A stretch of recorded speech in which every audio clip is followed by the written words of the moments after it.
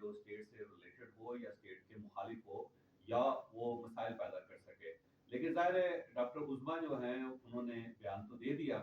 اور انہوں نے فیلڈ مارشل کا نام بھی لیا اس کے اندر کہ عمران خان صاحب ان کو ذمہ دار قرار دے رہے ہیں اور ساتھ انہوں نے کہا جی قید تنہائی میں ہے, تھوڑی دیر ان کو باہر نکالا جاتا ہے, صحت ان کی ٹھیک ہے, غصے میں بہت زیادہ ہے, ذہنی اذیت ان کو دی جا رہی ہے.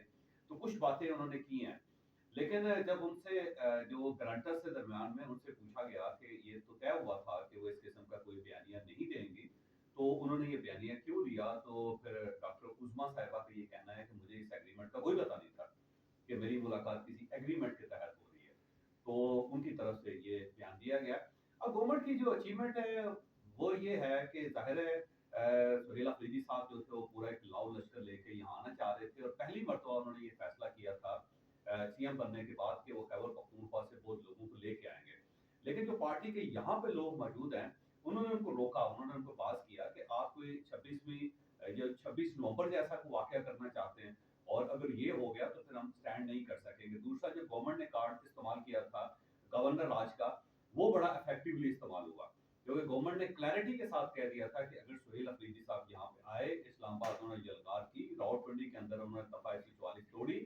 یا وہ ڈیالہ جیل تک پہنچے یا ان کے لوگ پہنچے, تو پھر وہاں پہ گورنر راج لگ جائے گا. جب کلیئرٹی کے ساتھ پارٹی کو بتایا گیا تو پارٹی تھوڑی سی پریشان بھی ہوئی کہ کہیں ایسا نہ ہو کہ گورنر راج لگ جائے. چلے اگر یہ 4 مہینوں کے لیے لگ جاتا ہے تو اس کا نقصان ہوگا پارٹی کو. تو پھر پارٹی کے جو بڑے ہیں انہوں نے سمجھایا کہ اس لیول تک ہمیں نہیں جانا چاہیے, ہم ایک اور 26 نومبر جو ہے وہ افورڈ نہیں کر سکتے, یا پھر ہم 9 مئی جیسا کوئی واقعہ اور بھی افورڈ نہیں کر سکتے, پارٹی مکمل طور پہ ختم ہو جائے گی. تو درمیان کا راستہ ایک نکالا گیا جو میرا خیال عقل مندی ہے سارے سیناریو کے اندر, کہ جب حالات اتنے خراب ہیں, صورتحال سب کے سامنے ہیں, تو کیوں آپ اس لیول تک جاتے ہیں کہ جہاں سے واپسی نہ ہو سکے. تو بہرحال سینس پرویل ہوئی